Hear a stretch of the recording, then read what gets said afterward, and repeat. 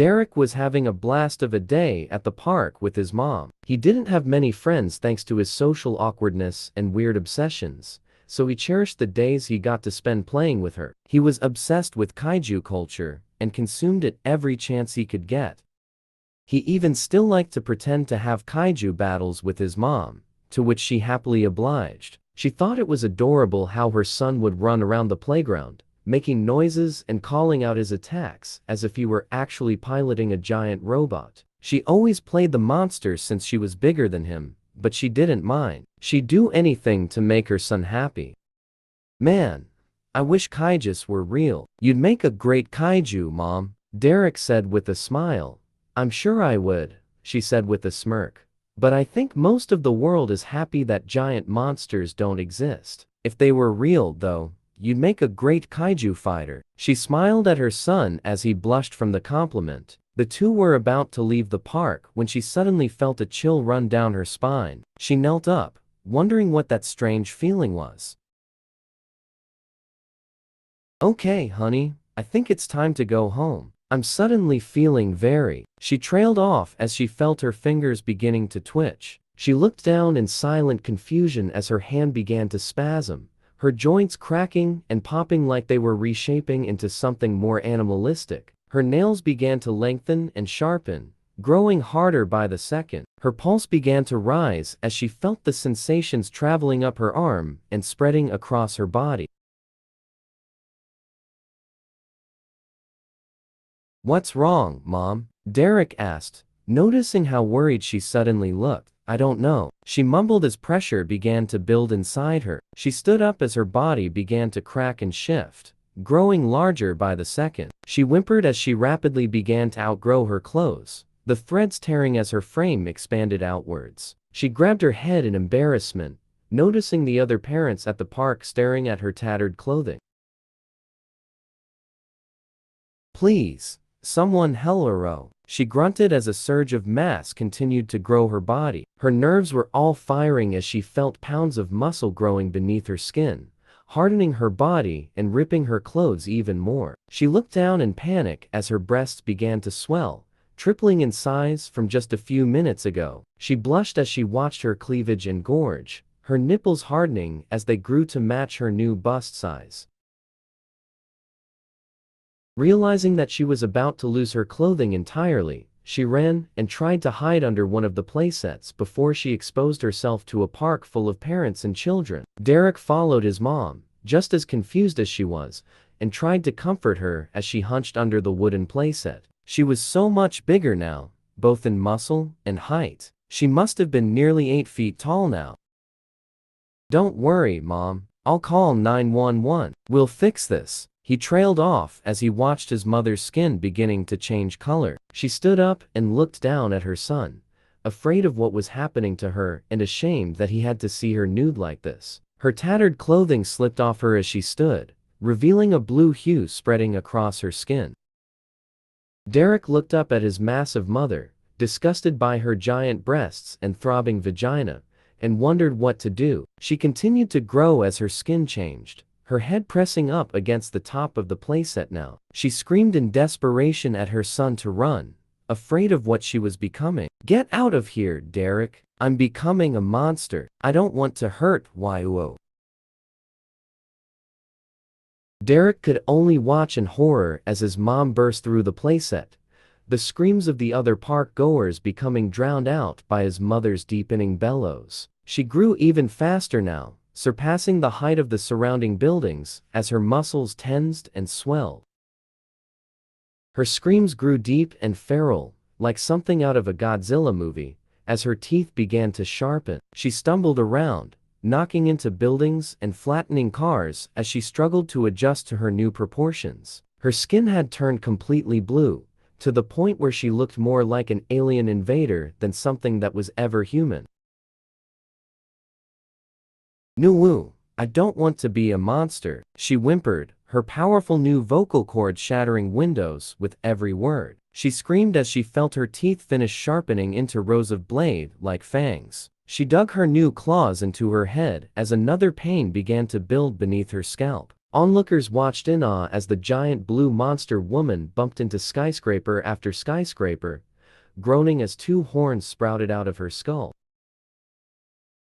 Her horns grew long and sharp, matching the new tone of her alien skin. She felt her mind buzzing with new information as the horns transmitted signals from across the cosmos. She was learning so much in so little time, and her brain had grown so large that it was easy to ingest it all. Her human mind began to take a back seat, being pushed aside to make room for her new knowledge and purpose. She clenched her eyes and opened her mouth, her drool falling like rain onto the city below, as her mind adapted to her new form. She was here to dominate and terrify the humans, to remind them that there are powers beyond their comprehension amongst the stars. Derek, I'm sore Orhat, the monster screamed as she gave in to her violent new desires.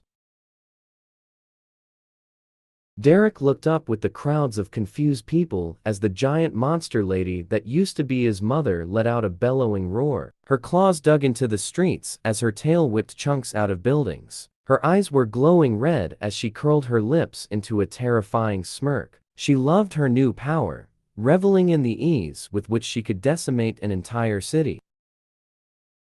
She truly did make a great monster, and she didn't think anything on this planet could stop her. The governments of the world had planned for an attack like this, though, and they were about to turn her son into her greatest foe. Derek stood there, frozen amidst the panicked crowd, watching his mother, now a towering blue monster with glowing red eyes and a terrifying grin. Her roar echoed through the city, shaking the ground beneath his feet. Debris from collapsing buildings rained down, and all he could do was clutch his head, trying to comprehend what was happening. His mom, who had just been playing with him in the park moments ago, was now a destructive creature straight out of the kaiju movies he loved so much. Derek, run! His mother's voice animatedly bellowed one last time, weak and distorted, before it was replaced entirely by an inhuman growl. He wanted to run to her, to scream that she was still his mom, but his legs felt rooted to the spot. The crowd shoved him back, and he was swept along with the fleeing masses as his mother continued to ravage the city. Meanwhile, in a secret underground military base, large screens lit up with images of the giant monster wreaking havoc. Generals and scientists gathered around a conference table, their faces tense, but their eyes glinting with determination. A man in uniform, with silver hair and a voice as solid as stone, stepped forward. "We've anticipated a scenario like this for years," he said, pointing at the screen. "Project Titan is ready, and we've just found the perfect pilot." A young scientist, bespectacled and clutching a tablet, interjected. "But sir, he's just a child. We can't." "That child," the man cut in, "is the son of that monster. No one understands it better than he does. And more importantly, he has the motivation to fight." At the same time, Derek was seized by a group of black-clad soldiers in the chaotic streets. He struggled, shouting for his mom, but they said nothing, silently bundling him into an armored vehicle and driving off. When he came to, he found himself in a stark white room surrounded by high-tech equipment he'd only seen in sci-fi movies. Before him stood a colossal machine, a battle robot dozens of meters tall, its metal armor gleaming and its edges sharp, like a steel kaiju.